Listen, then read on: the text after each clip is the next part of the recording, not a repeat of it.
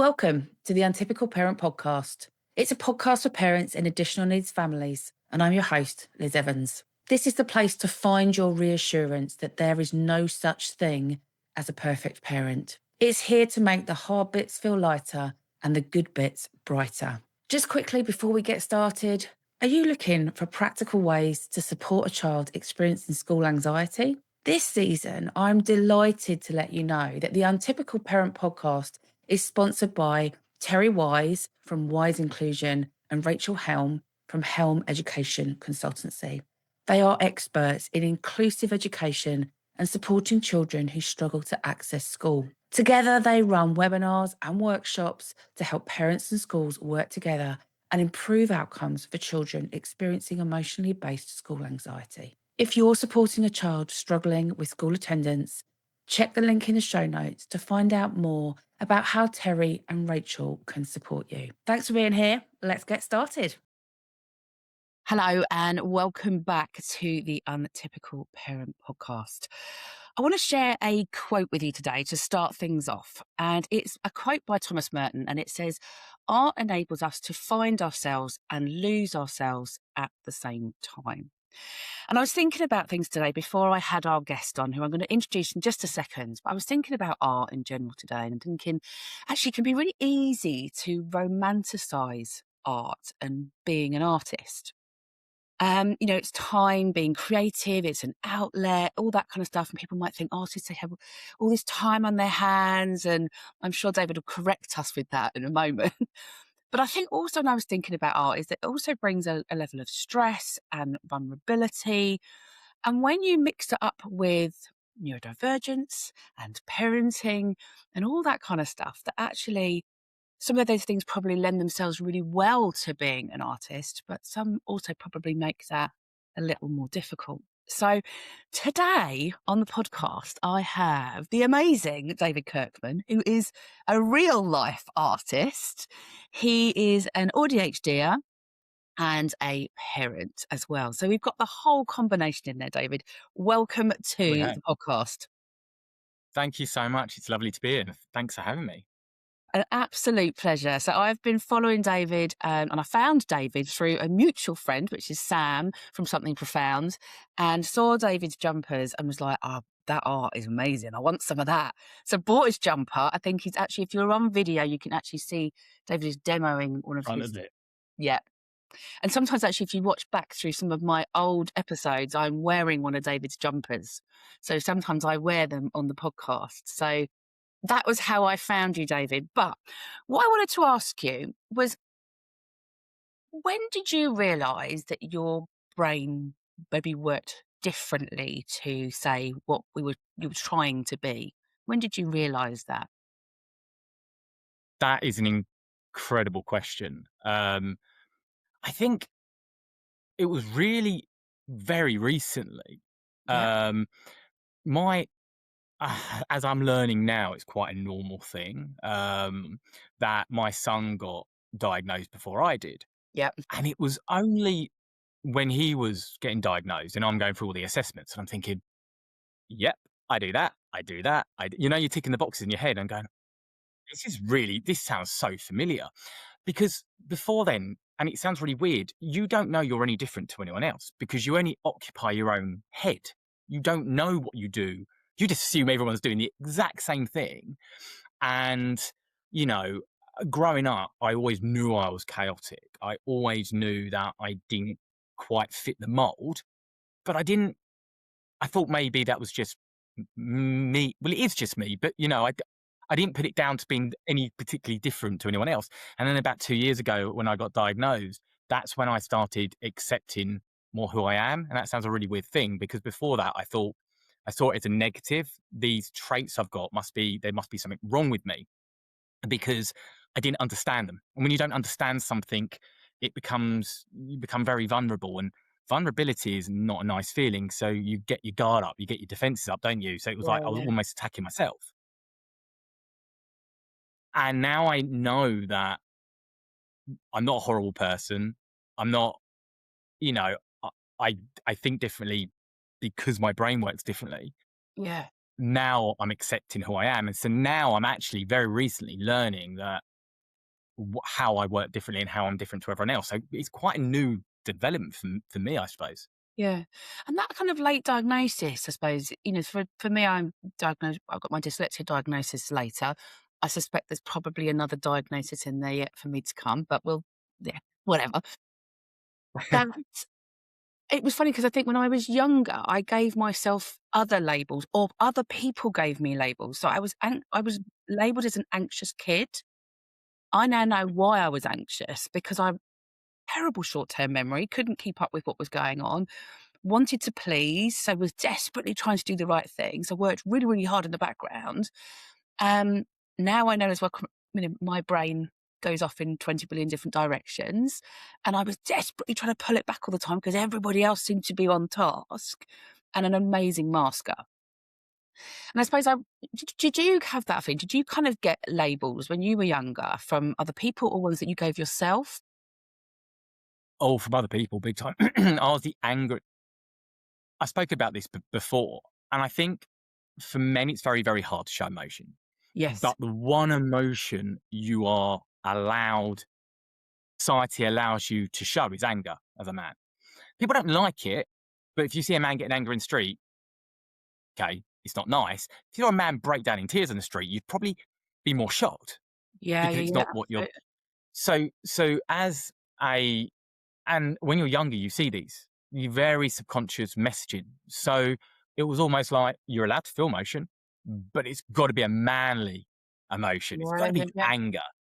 So I was known as the angry child. And I used to get so pent up and so frustrated and so much emotion and so much overwhelm. And my mum and dad used to send me up to my room because they didn't know what was wrong with me. And I punched holes in the wall because I just needed to get all that out. And now I've learned it's something called like the arousal curve or something like that, where you hit like it's almost like a when you fizz a Coke bottle up and you can't get that back in. It's got to have time to settle down, and it takes about an hour to an hour and a half. And afterwards, I used to feel awful. I'd overreacted, and I was told, "Yes, because you're emotional, you're angry, all these things." It's not because my parents didn't love me. They've always been amazing parents. It's because they didn't understand me, Yeah. and we had someone else in the family who was ADHD because his behavior was awful. I'm not even sure if he was ADHD, but because of that was especially in those days, I'm 41 Yeah. now. In Yeah. those days, it was the naughty, naughty kids that had ADHD. It's actually not. It's the kids that can't always, okay, sometimes it might be because obviously impulsive behaviors and everything else. But a lot of the time, it's the kids that are really struggling in the corner and not knowing how to deal with those very strong emotions. And that was 100% me. Yeah, But yeah. because I didn't know why I felt this way, I was like, "Oh, Dave is being Dave." And even into adulthood, I felt like I was a 5-year-old child all the time. If I felt so strongly about an emotion, my Yeah. mates would be like, "Oh, being childish." And now I try and explain to them, if I'm walking away, it's not because I'm sulking. It's not because I'm throwing my toys out because I didn't get what I wanted. It's because I need to decompress. But I can't explain that until I understood that myself. Yeah, yeah, So yeah. it was a really lonely, isolating world to be in. And my behavior wasn't great. And it did cause issues to the extent that when we went on holiday, my mum and dad stopped me taking me on holiday. And I actually had friends in America and they sent me. So from the age of 11 till 17, I actually went to America on my own. Uh, yeah, never, first time I went, never met the person. I was an unaccompanied minor. And every year after that for 6 years, because I was away from the family and I was with people that kind of more accept me for who I was. And Americans are many things, but they do accept you quite quickly, or they felt like they did anyway. Well, Americans often are quite emotional as well. I'm making a Mm. huge sweeping Yeah, generalisation yeah, here. yeah, yeah. But often we're as Brits, we're quite, you hold on to your emotions, it's stiff upper lip, we don't react to it, whatever. But we find sometimes the Americans we can find quite tricky because they'll lay it all out on the plate, how they're feeling. And I wonder whether that maybe that felt more comfortable.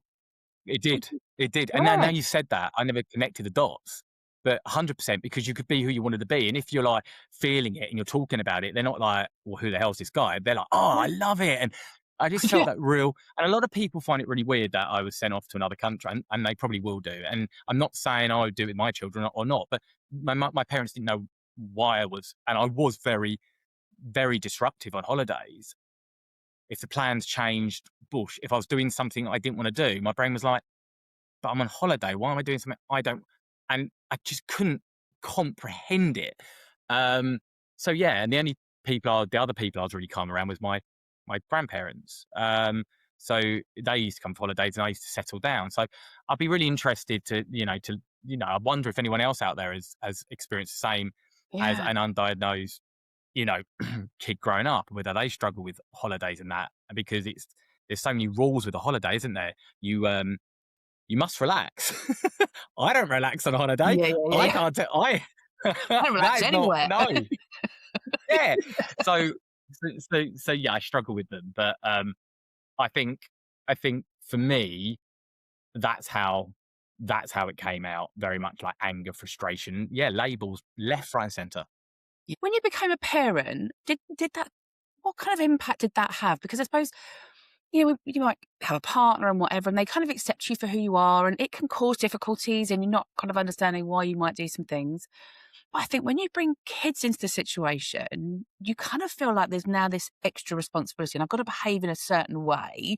I've got to be this perfect parent. We know with ADHD often comes a massive dose of RSD, so rejection sensitivity, if people are kind of wondering what I'm talking about. And, I think we have this enough guilt as a parent as it is. How did having kids affect that when you didn't know, when you didn't have a diagnosis? I mean, again, a fantastic question. My neurodivergence has always been very much wrapped up, and probably for a lot of people, wrapped up with my mental health. Yes. So before I was anywhere close to being diagnosed, I suffered with depression, anxiety, and generalized anxiety disorder for years and years and years. And now I understand they're so intrinsically linked. So the reason I bring that up is because, yeah, I really was struggling at the beginning with my mental health when I had my eldest, 100%. And because I just sold my company, and it was kind of like I just lost my granddad, and everything, it was a lot of big changes very, very quickly. And I went for someone who had all this freedom to suddenly being a stay-at-home parent, because I was a stay-at-home parent. My wife went back to work Okay. pretty quickly. I've got, and I'm always very honest about being a parent.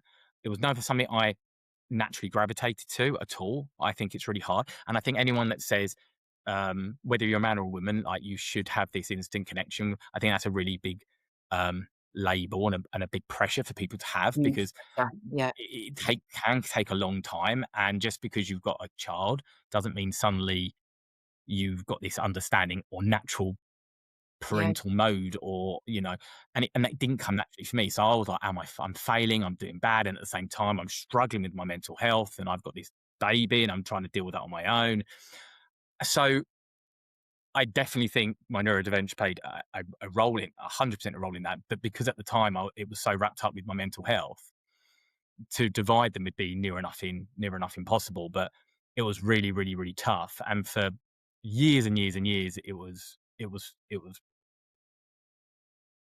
really difficult to do that, until, and getting the diagnosis has really helped me understand that, because I understand why I was struggling so much. Because you're saying about masking earlier, I'm a great masker.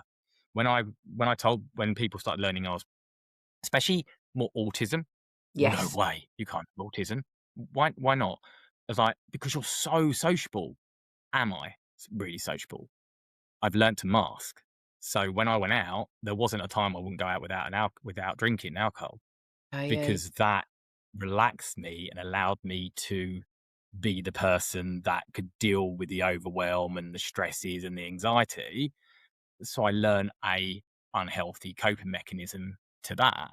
yeah, And then when you start explaining it to people, they're like, yeah, I suppose so. So you do learn to mask incredibly, incredibly well. yeah, So, and because you've learned to mask so well, it's so hard to work out when you were masked, when you were masking, or when you're sometimes being your true self, if that makes any sense whatsoever. yeah. No, it does. It does. And then, so what happened was your one of your kids was then diagnosed, and then you started to go, hang on a minute, I can see some similarities here, like lots of us do. and then Yeah. you got your own diagnosis, and you're now diagnosed AuDHD. So for people again that don't know, autistic and ADHD. Yeah. Yeah. Yeah, So I've got both types of I'm, well, however you say it, I'll probably say the wrong terminology all the don't time, worry. but impulsivity and hyperactivity. So you've got the two types, haven't you? The So I fall combined into type both is what they sides. call it. Yeah. Yeah. Yeah. Combined. That's it. Um, thank you for the help for the word, 'cause I was That's it. completely trying to grab that from my head, and I was like, I can't remember what it's called, and I should do because it's me. Yeah, it's always the way.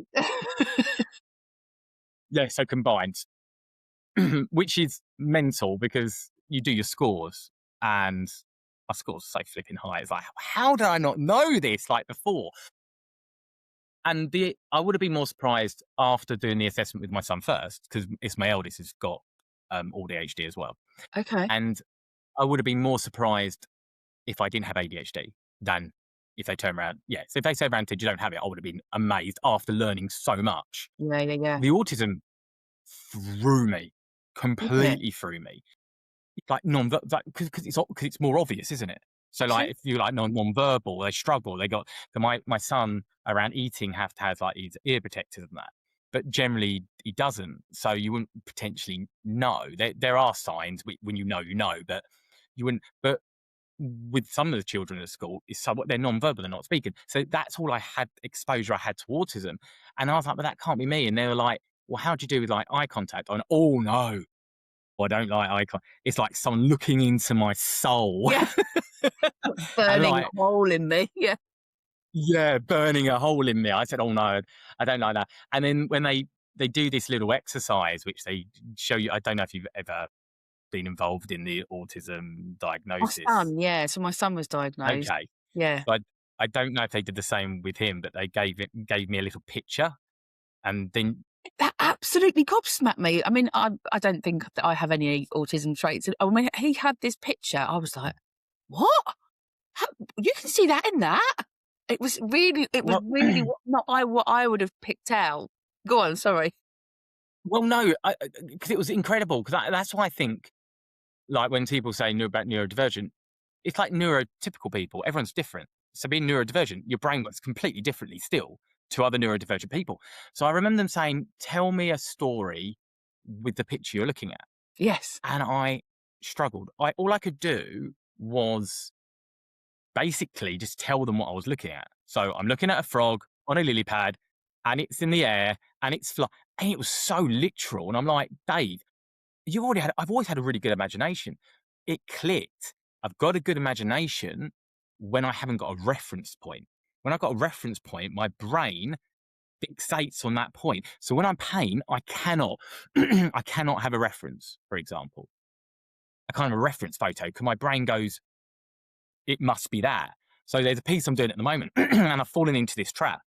And I really wanted to do like the colours of the Scottish Highlands. And because I've had that in my head before I started doing it, I've fallen into my own trap. And now all I can see is the Scottish Highlands, and it's too literal. I don't like it. And it's throwing my head into a spin because I can't get away, which is why I generally don't work like this. Yeah. But it's incredible when you learn that just from this diagnosis. You're like, oh, yeah, this makes sense. Yeah. I suppose that kind of pulls us into the art stuff quite seamlessly then, David. Perfectly. Because you didn't set off, you didn't go to school and then become an artist, did you? What happened with that? How did you become an artist? So yeah, it's a weird world. So my granddad was an artist, so I started painting when I was like 6 years old. I actually had someone reach out to me quite a while ago saying that was I the David Kirkman that they bought a painting from in 1998. So what are we, 28 years old? I would have been 12. You might have And they been bought really this. good. Yeah. It was mental. But I'm like, how amazing is that? That someone reached out to you and go, did I buy Yeah. this painting from you? Are you this same David Kirkman? I was like, yeah, I am. But it was mad. But so I kind of was always around painting. My mum and auntie are both artists, local artists as well to us. So they don't do it full time, but they do it. They do exhibitions. They're fantastic. My granddad was an amazing artist, so I've always grown around it. Then I did A-level art, and it put me off. I hated it because, Me too. yeah, you too. I failed it. How But can why you did you fail hate it? our A-level? Yeah, they gave me too much instruction. It has to be this, and I just thought, I don't wanna do, and I think the reason I failed is that I might have gone off on a tangent. 'Cause how can you fail Okay. our A-level? It's all coursework. It is. I didn't. Everyone thought I was going to do really well because obviously my background, but and I did okay at it, but not what everyone expected because they want you to work in a certain Yeah, prescriptive way. yeah. This is your end result here. How did you get to that? And you can't just say because I felt like it, because that apparently doesn't wash. Apparently Doesn't not. Yeah. apparently not. Well, that is exactly how I create. To this day, I create through emotion. I don't have a sketchbook. So to do the way they wanted it completely killed my creativity and I hated it. So, did my thing and went into sort of recruitment for a year and then went into the family company, which they had a property company at the time. And then my dad got unfortunately unwell. So I had to take over the company at the age of 22 in the 2008 recession. Oh, Really stressful time, a lot yeah. of pressure, didn't help with my mental health. And I think a lot of it, that's when things started getting really hard for me. So that's why I sold the company sort of 10 years later. I couldn't do it. And then we had my son, and during his nap times, I was bored. So I wrote and illustrated and published a children's book for him. I didn't know Um, that. yeah. It's called. It was only for him, and I self-published it, so it's not even out there anymore. That's another whole story. If anyone wants to know about self-publishing, let me know. I've made so many mistakes with that. Please do reach out. That's a whole different world. But I did, and I loved it, and that kind of got me into art. And then I started doing portraiture, but because it was the perfectionist in me and that Yeah. fixation, I couldn't enjoy it. It was too much. That feels like And a friend, complete sorry, go on. extreme. That feels like the complete extreme from the artwork you produce now. Yeah, it is 100% because I hadn't fallen into it, and it wasn't helping with my escape with my mental health because it was all Yeah. about getting it wrong. Now, you can't get a what you can argue you can get a portraiture wrong because if you do a portrait of a person, it looks like a dog. I suppose you've got it wrong, but art is about interpretation. So you can argue it which way, but it didn't matter if it was right or wrong. My brain thought it was wrong, and I wasn't enjoying the experience. So a friend of mine went, "Why don't you try abstract?" And I fell into every stereotype out there, and I said to him, "Oh, no, that's too easy. I can't believe I said it this day." As an abstract artist now, and people say it to me all the time, which is why I laugh when people say it to me because I can understand it.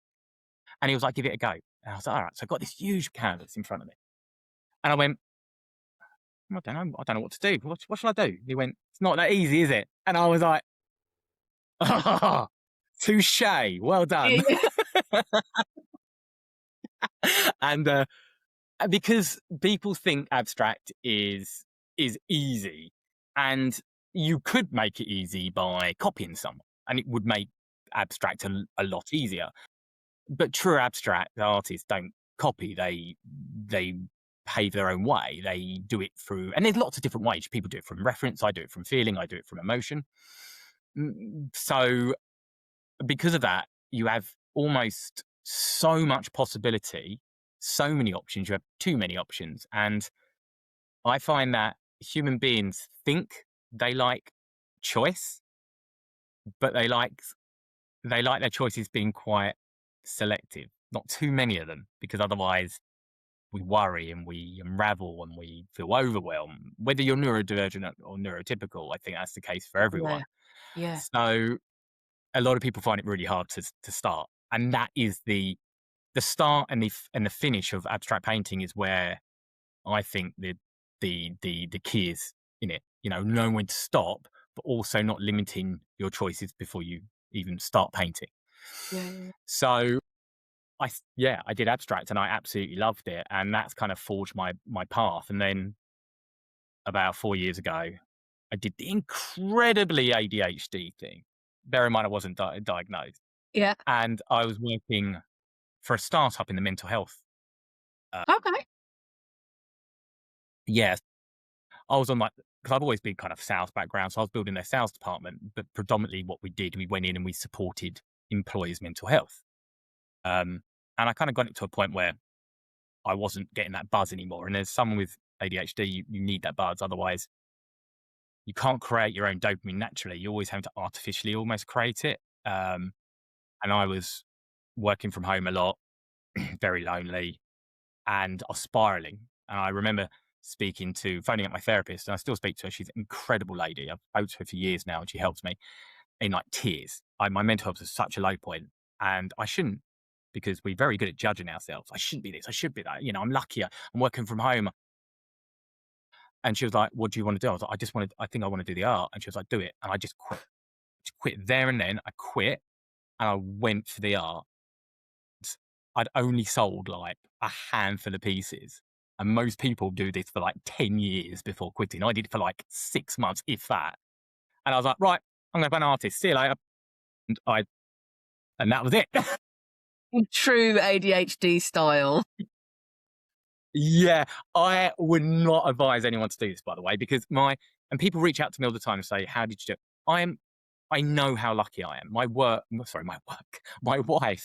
has a good job that allows her to, like, we don't have to worry about a mortgage or anything. So that impulsive decision, the risk, even though it was impulsive, there wasn't a huge amount of risk to it. Okay. So I always have to say that, because I don't want people just going, "I'm going to quit my job, but I need that money," because art's hard. Yeah, yeah. Art is anything creative is hard. But I do believe if you want something enough, and this is where being neurodivergent is good, especially with ADHD. If we want something, we make it happen. Yep. To the detriment of ourselves a lot of the time, because we get Mhm. overwhelmed, we get fixated, we get burnout, but we will generally make it happen. Yeah, So yeah. yeah. And I suppose I'm interested then on, we've talked about the positives for you and the kind of the support it gave you, the outlet it gave you. But flipping that, how does how does the ADHD and the autism show up in your art? Is there a kind of is there a toll on that? Does it make things more difficult at times? The painting is the nicest bit. Yeah. It's my escape still. Even even when I do commissions, people go, "Yeah, but that's someone controlling you." But I don't see it like that. I see that if someone comes to me for a commission, they will like one of my particular styles, and I will create that style for them, still in my own way. So I'm still have that freedom of expression, even if they want like a pinks in it, for example. I can use those pinks in however I want. See, yes, I'm limited, but I'm not as much as you think. Yeah, yeah. So I love the painting, and it is still my escape. What I find very, very, very, very difficult is a lot of it outside the painting, the social media, for example. And Yeah, I hear you. I I have mixed feelings about social media, because I'm so aware we're so lucky to be Mhm. able to. One of my paintings, don't know if you saw on the story this morning, just arrived in Australia, one of my commissions, to a lady that I would never have met if it wasn't for social media. And now my paintings halfway across the world. How amazing is that? So Yeah, so much possibility. yeah. But I think, especially as, and I'm not making this exclusive neurodivergent, but I can only speak for myself here. And I think we become so fixated on things that social media can become really unhealthy for Mm. neurodivergent, especially with ADHD and that, because it's out of our control. It's an algorithm making the choices, and we like to understand things. We like to have control of things, and we can't. And as much as we try, we can't work out what works. And people say, "Oh, I've got a special formula for it." No one really does. It's an algorithm. You can tick the boxes, and you might get more lucky more than most.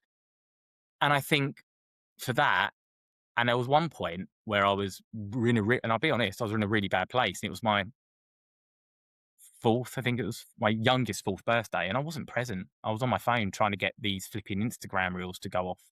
And the next day we went to the zoo, and I was like to my wife, I was like, "I'm in a bad place." And I remember, because I've got a lady that helps me a little bit with my social media. I reached out to her and said, "Can you do the next week or a bit of post? I'm not doing it. I can't. I've got to come off like cold turkey," because Yeah, yeah. people don't realize, when you become fixated on something, being dragged away from that is a sickening feeling, like the world will Yeah. end. Yeah, yeah, yeah. Can't explain it unless you go through it. So it's not like, "Oh, just turn it off," because you're like, "Oh my God, if I turn it off, then something, I don't know, meteorite might hit." Obviously not, but something catastrophizing it Yeah. somehow. I Because you're just living on your emotions, aren't you? As That's someone, really funny because I remember going away, with my partner, and he said to me, "You need to take a bit of time off." And my response was, "I can't, because if I do, all the likes will drop and I'll be right back to the beginning and the algorithm won't recognize me." And he was like, "There's step away from the social media." But like you talking that catastrophic, I was like, "Oh my God, there's no way I can do that. I've got to keep doing it." And also I think that ADHD type is that the dopamine hit of, and the RSD. Has someone seen it? Do they like it? What have they said on it? I've got replies to and it gets into this treadmill of, that's what I find. I have to be like you, really careful with social media that I don't get drawn into it. And like you say, then we miss bits of life through getting caught in this social media world that you get sucked into almost. you've hit the dopamine, you've hit the nail on the head then, haven't you? Like, well, it's such a hit. It's like when you sell a painting, it's a dopamine hit, Yeah. and you want that more and more and more. Yeah. So, I 4 years for an artist is a I said to someone the other day, she's been in this world like 30 years. And I was like, I've been like 4 years. She's like, 4 years is like, 10 years is nothing in this industry. To do where you are now in 4 years is amazing. But I don't see it like that, because I know people that have done it for 4 years and they've got 200, not many, to be one or two, but like 200,000 followers. And, they're doing, and trouble is with how my brain works, I'm always looking at the next thing. Yes. And what do they say? Comparison is the thief of joy, Yeah. I think. Yeah, they do. And Yeah. I'm terrible for that. Oh my God, someone else is doing that. And this year I hit my bucket. When I first started this, I had a bucket list, and the thing on the top of my bucket list was to go to the affordable art fair in Battersea, which, if you're not in the art world, will mean absolutely nothing to you. But it's an art fair where galleries have to take you. They spend a lot of money to be there. So to be asked to be there is an incredible honor.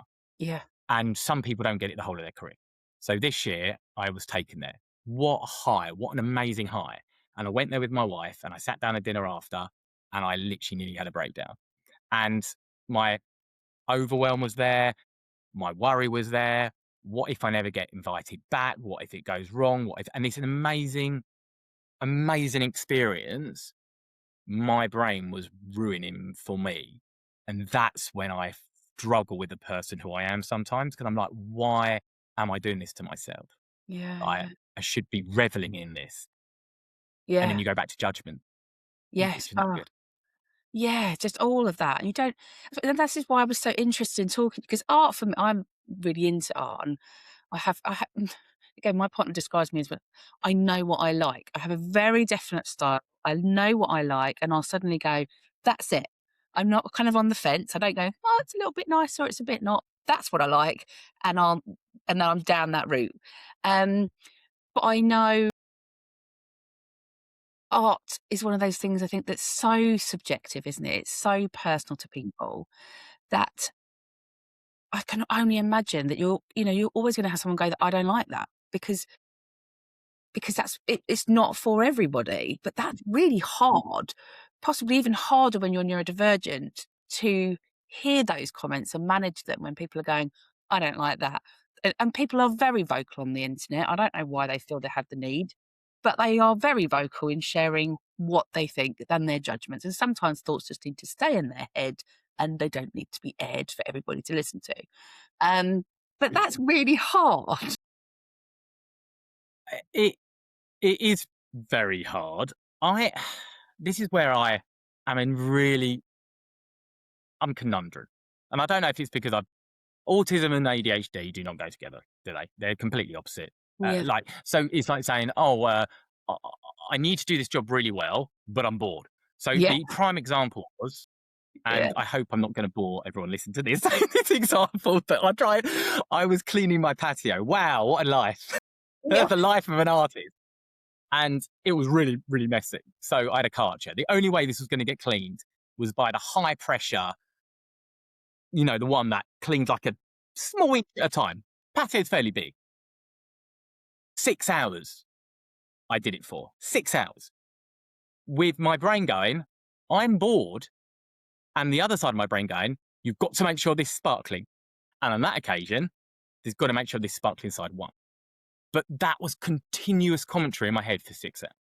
And that's what it is like with being in my head. Yeah. Especially when I make a story like that and I've completely forgotten why I've brought it up and what your original question was, which is now kind of so this is what my head's in. Yeah, but I think that's What I did think we you were ask talking me? about we were talking about God, I've forgotten. This is why you shouldn't have 2 neurodivergents on a podcast. I can't even go back to my notes because it's not written down. I will remember. Just give me a minute. Just edit this out. I will remember it. Leave it It'll be in. okay. It'll come back. The rejection. I have no idea how I got into cleaning my patio about rejection. But I don't know. that was it. I remember. So because it's a very weird place to be is my point. Okay. Yeah. So rejection in some ways hurts so bad. So I really believe success isn't just making money. Yeah, I fundamentally believe that. I think you can be a successful person by having friends, family, support, all these amazing things. Yes, it's easy if obviously if you need money, obviously, and there's so many people out there that are in dire straits. That's a different story, and I get that completely. You need money in this world. We're in a capitalist society, but I don't think it should determine if you're a success in life. Is what I'm trying to say. Yeah. But even though I believe that, I had it hammering home to me from a very early age that money was success because my family had their own business. So intrinsically, that's linked, isn't it? Nice holidays is linked to doing well. If the business does badly, you're losing money. It's all money, money, money, money, money. So I found right at the beginning, my hardest rejection was people not buying the work. And that sounds really weird. Of course it is.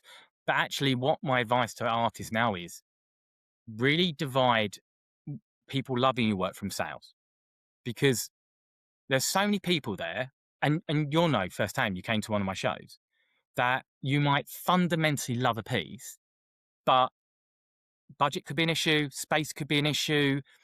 There could be a billion things. You could be in the middle of renovating. There could be a billion reasons why you don't buy that piece. Doesn't mean you don't like it. So that's where I started feeling the rejection. And I remember being 2 years ago when I was trying to remember, I still wasn't really diagnosed before I was diagnosed. Really trying to falling into what's going on. I've done this event. No one's bought anything. I don't understand what I'm doing wrong. Make it about me. I should be doing better. I'm saying the wrong things. I'm not selling it hard enough. I'm being too silly. It's not anything about that. And it was after that sort of a light bulb went off and going, all those people saying they love my work, I'm saying thank you so much, but I'm ignoring them. I'm not banking it because none of them have bought the piece. But doesn't mean they didn't love it. Doesn't mean they don't. And that's what I'm doing. I'm creating stuff for people to connect with and love, whether they buy it or not.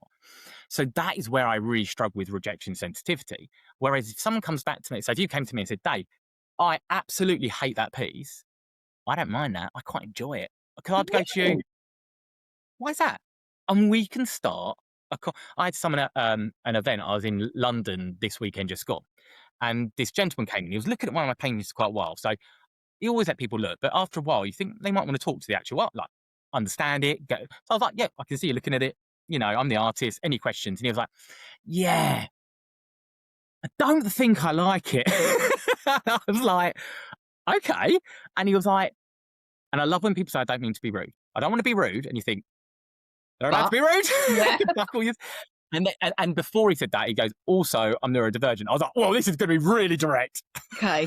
I'm like, oh my God. Yeah.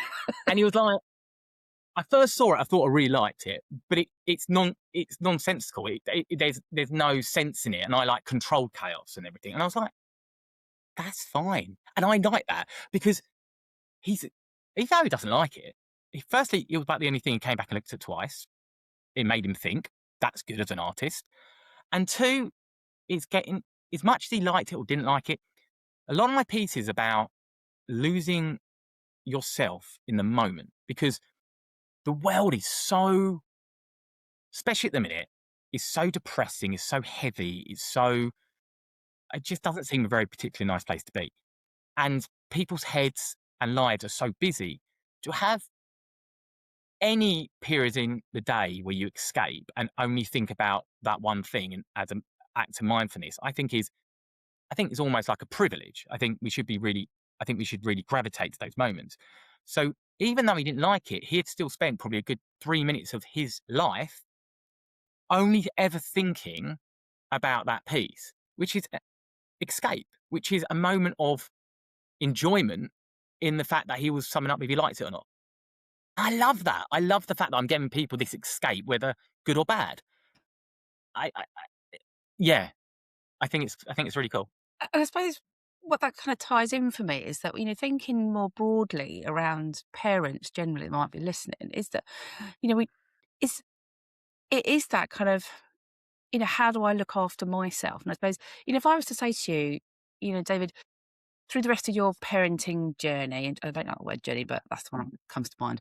But through the kind of the rest of your parenting, you now can't paint. You've got to survive and manage and navigate your way through parenting, and there's no more painting for you. It's gone. How difficult would that be? I think spin it around and say, I think the world has made some fascinating rules up. One, if you enjoy your job, it can't be a real job. Yeah. Here's a big one. You've got to hate going into work every day for it to be a proper job, you know. And the other thing is and I think around parenting, that having time for yourself is some kind of selfish indulgence. Now, everyone's situation is different, and I get that. And I'm incredibly lucky to be able to manufacture the time, even though, it's my job, and that's probably why I have more time to do it. And it is very, very, very hard work. I have still got the time. But even if it's not art, even if it's around a golf, which I love to do, which I don't do as much as I can, it's imperative as parents that we put that guilt to one side and do something for ourselves. I think, even if it's 10, 20 minutes once a week, because why we think we can punish ourselves and take away the thing that gives us joy in our life and then be a present and happy parent doesn't make any sense to me. Whereas if we can do something that makes us happy and we escape, we're we're gonna be we're gonna enjoy the time with our children more, aren't we? So We're gonna yeah. It's a reset, is it not? So why do we see it as a bad thing? Yeah, absolutely. And I think even just using the word joy, a lot of the time when I talk to parents in the work that I do with parents around kind of burnout and protecting around burnout, and sometimes when I use the word joy, it's one of those words that people go, "What do you mean joy?" I'm like, that kind of joy that you used to feel like when you were a kid, like when you're jumping in a puddle or you're riding your bike as fast as you can down the hill or whatever it was that brought you those moments of this is yes. And for me, I suppose I liken it to when I'm on the motorbike. That it's that moment of just me, nothing else. Nobody else is distracting me. I'm not going to get a telephone call. I'm not going to get. And again, I can acknowledge that there's a privilege in that I have that time. I didn't always have that time when my son was really poorly, and some parents don't have that time. But it's how you can bring those bits back into your life each day, a little bit here and there that brings you back some of that joy. And we lose that as adults as well as just, not just parents. As adults, we get into the treadmill of just work and work and work. And like you say, in jobs that we don't really like very much. And maybe we don't have the opportunity to do other, pursue other careers and stuff. Joy, I think, is a big thing that disappears and is very quickly lost. The importance of it is lost. And, again, I can understand why that happens. I talk about it quite a lot on the podcast, that I once had somebody say to me, it wasn't that long ago, "What is it you enjoy?" And I couldn't tell them. I had no idea what I anymore. I had totally lost what brought me joy. Then I've worked really hard over the last 3 or 4 years to bring some of that back in, and it's made a massive difference to my health and my mental health and well-being, but also, and exactly as you said, how I can show up for my kids. I think, and well done for doing that. I speak to I've got a, unfortunately, I'm at that age where a lot of people I know are really struggling with the mental health burnout and all the rest of it. And I say to them, and obviously predominantly they're men because I'm a bloke. Um, and they were like, when was the last time you did something for me? And it was like, I can't, I'm too busy, or, my partner might get angry. I was like, will they get angry? Have you actually spoke to them? Well, no, but they assume they're going to get angry and there's no time. And I was like, look, you're struggling. Isn't it better to put yourself first, and then you can then put your family first? Because a lot of people will, like, I don't know how it was for you, but I suppose if I ask you, when you were first going out on your motorbike and that, did you feel guilt like you should be at home? Still do. I have to quieten it. I still get moments where I think I should be at home. Um, I've had to say to the kids, I've taken you out to football, I've done this with you, and now I'm doing this. And then I still feel, God, I should be doing more with them. But I've learnt to, I don't think it ever goes away. I've just learnt to ignore it a little more. People justify it, don't they? Like, oh yeah, but I'm doing this because of this and this and this. And I find myself justifying it sometimes. They're like, oh, so I am tomorrow going for a round of golf. On a Wednesday during the week. How dare I? In my head, I'm like, and I said to my wife, I shouldn't be doing it. She was like, you worked all weekend at an event.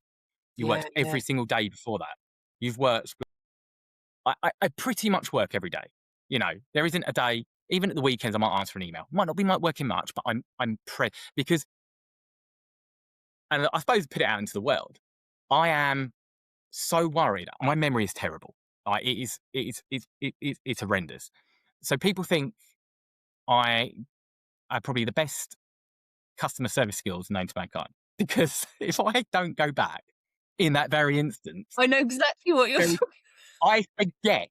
Yeah. So everyone's like, blimey, you're always on, you're always working, you're always like, yeah, I am, because I have to, because I will forget to respond. If I don't do it now, you won't hear from me for 3 months. You think I'm dead.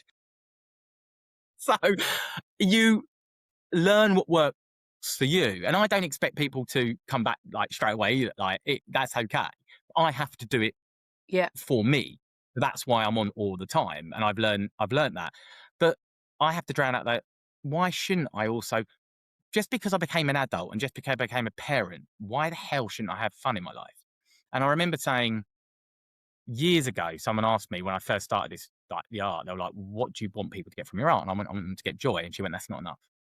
I was like, what do you mean? She went, you really have to boil down. It's not a strong enough reason. People won't buy into that. And I thought, how sad is that? That's not, I could drone into my art, like really get deep into it. And there is so much more to it. But primarily, I want people to look at it, connect with it, and for it to make them feel joy, a smile maybe, happiness, feel lighter, feel happier. But some reason that isn't a valid thing in today's world. And I think we should try and get that back.